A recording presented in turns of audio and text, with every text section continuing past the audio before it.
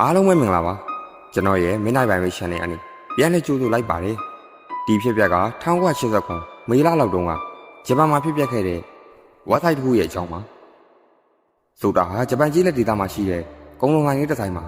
ညပိုင်းအလုပ်ဆွေးနေကြပါတယ်အချိန်ကည10:00နာရီလောက်ရောက်နေပြီလကုန်ကန်ကြီးတော့ဖြစ်တဲ့အတွက်အခုချိန်ဒီဆိုင်လေးရှိမှာဖြတ်သွားဖြတ်လာလူကလည်းမရှိသလောက်ပါပဲညလေတော့မကြော်သေးတာမို့သူဟာဒီညတော့ကြာအောင်မှာပဲလို့တွေးမိခဲ့ပါတယ်ဆိုတာဟာဆိုင်ရဲ့စင်တွေပေါ်မှာပစ္စည်းတွေထပ်ပြေးအလုံးရှုံနေတော့နောက်ကျမှကျောင်းကပြန်လာတဲ့အထက်တန်းကျောင်းသားလေးနှစ်ယောက်ဆိုင်ထဲကိုဝင်လာခဲ့ပါတယ်သူတို့ကအတင်စားအစားတောက်စင်ဘက်ကိုသွားကြပါတယ်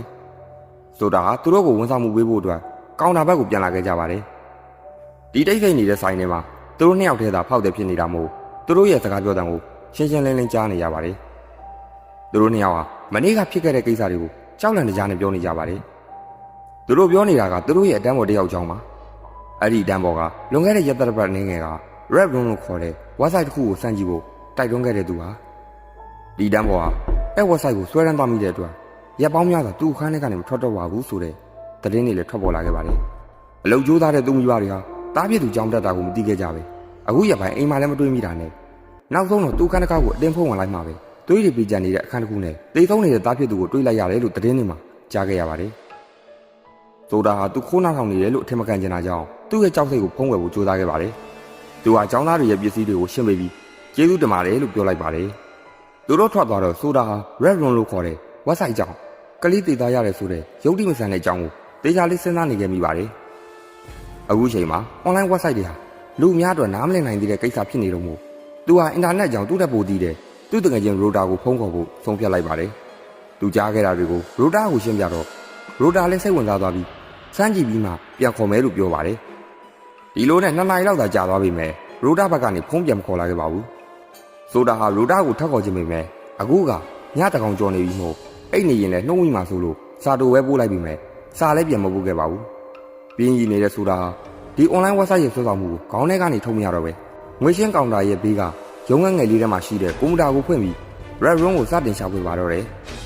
အစားပိုင်းတော့ညကလပ်တွေအခန်းလာစင်တာတွေနဲ့ဟိုးရင်ကပုံမြင်အဟောင်းတွေကိုသာတွေ့ရပါတယ်။ဒါပေမဲ့နောက်ဆုံးမှာ Red Room နဲ့ဆက်ဆက်တဲ့သိဆုံးမှုများအကြောင်းသတင်းဆောင်ပါတွေကိုတွေ့ရှိချိန်မှာတော့သူဟာအမှန်တရားနဲ့ပုံနီးဆက်လာခဲ့ပါတယ်။ဒီဆောင်ပါတွေထဲမှာဒီဒေတာရဲ့ Yudo Asumi ဆိုတဲ့ကောင်လေးစောစောကစက်ကြော်သက်တွေပြောခဲ့တဲ့သူရဲ့အကြောင်းလဲပါနေခဲ့ပါတယ်။ဒီသတင်းတွေဟာတကယ်ကိုကြောက်စရာကောင်းလွန်းတာမို့ရှာဖွေတာကိုရပ်တန့်နေမိမယ်။သူကဆက်ပြီးရှာဖွေနေခဲ့ပါတယ်။စိတ်ဝင်စားမှုကနေတဖြည်းဖြည်းဆွဲလန်းမှုဖြစ်ကိုပြောင်းလဲလာခဲ့ပါတယ်။ဒီလိုနဲ့ရုတ်တရက်ဖောက်တဲ့တရားဝင်လာတာနဲ့ဆိုင်ရဲ့တိတ်ဆိတ်ညင်နမှုကိုဘဲဒီတန်ကစူညံသွားစေခဲ့ပါတယ်။ဆိုတာဟာသူ့ရဲ့မှိုင်တွေမှုတွေကနေရုတ်တရက်လွတ်မြောက်သွားခဲ့ပြီးမထချင်းပဲကောင်းလာစီကိုထွက်လာခဲ့ပါတယ်။ဧည့်သည်ရဲ့စီကရက်ကိုငွေရှင်းပေးနေတော့မှပဲရုံးခန်းထဲကနေအတန်တစ်ခုကိုသူကြားလိုက်ရပါတယ်။အဲ့ဒီအတန်ကမိမတယောက်ရဲ့အတန်ပါ။မင်းကြိုက်လားတဲ့။ဖောက်တယ်ထွက်သွားတော့ဆိုတာဟာအခန်းထဲကိုပြန်ဝင်လိုက်ပါတယ်။သူ့ရဲ့ကွန်ပျူတာကနေအတန်ထပ်ကြရပြန်တယ်။မင်းကြိုက်လားတဲ့။မျက်နှာပြင်ပေါ်မှာလည်းအတန်နဲ့တူညီတဲ့စာသားပါတယ်။ပေါ်အောက်ဝင်းတို့တစ်ခုပေါ်နေတာကိုတွေ့လိုက်ရပါတယ်။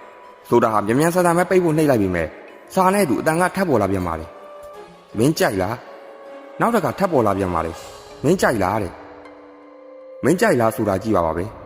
တခါနှိပ်လိုက်တိုင်းပိတ်သွားဖို့ဆူတောင်းရင်ပိတ်လိုက်ပေါ်လာလိုက်ဖြစ်နေတဲ့စာကို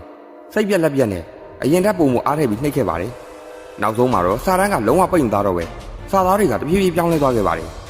ပြောင်းသွားတဲ့စာသားတွေကမင်း Red Room ကိုကြိုက်လားတဲ့ဆိုတာဟာကြောက်ရွံ့လို့မလုံနိုင်တော့ပဲကြောက်ရွံ့သွားခဲ့ပါတယ်ဒါဟာသူ့ရှာနေတာပဲသူရှာတွေ့သွားခဲ့ပြီ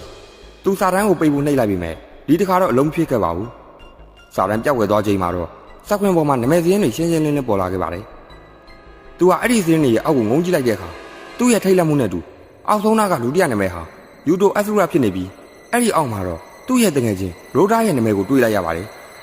သူလည်းထိတ်လန့်နေကြတဲ့ရိုဒါကိုချက်ချင်းဖုံးခေါ်ခဲ့ပြီးမဲ့သူကဖုံးမကန်ခဲ့ပါဘူးအဲ့ဒီနောက်သူဟာရိုဒါစီကိုဓာတ်ရိုက်သွားဖို့ထားရက်လိုက်တဲ့အခါမှာတော့အခန်းထဲကသူ့လိုစောင့်ပိတ်ဘလို့မှဖွင့်မရတော့ပါဘူးတကားကိုမိနစ်တော့ကြာရိုက်ထက်အော်ဟစ်ပြီးနောက်မှာရုပ်တရက်ရက်တံသွားခဲ့ပါလေသူ့ရဲ့နောက်ကကွန်ပျူတာကနောက်တစ်ခါထပ်ပြီးတန်ကြားရပါတယ်မင်း Red Room ကိုကြိုက်လားရိုဒါဟာကွန်ပျူတာမျက်နှာပြင်ကိုစိုက်ကြည့်ရင်းကနေကျွန်တော်ရဲ့ညာဘက်မှာရှိတဲ့နေရာနေအယောင်တောင်းနေတဲ့ဓာတ်စီကိုအကြည့်ရောက်သွားခဲ့ပါတယ်ဒီဇလန်ကတော့နောက်ကသူကျုံးလိုက်ပါတယ်ဖြစ်ရမှန်ဇလန်တစ်ခုလို့ပြောတာဒီ website ကနေဘလို့ရုံးထွက်ရမယ်ဆိုတာကိုသူသိသွားခဲ့ပါတယ်ရှုပ်ဝတ်ထားတာကြောင့်နောက်ဆုံးတော့သူ့ကိုယ်သူတက်တည်သွားခဲ့ပါတယ်အခုခက်ကအယုတ်လို့ပြောလိုက်တာနဲ့ဇလန်လေးကတော့ဒီမှာတင်ပြီးပါပြီခက်စားနေတာကိုသိကြမှာ website နာမည်ကိုတော့ပြောင်းလဲကလည်းအဲ့လိုပါလေ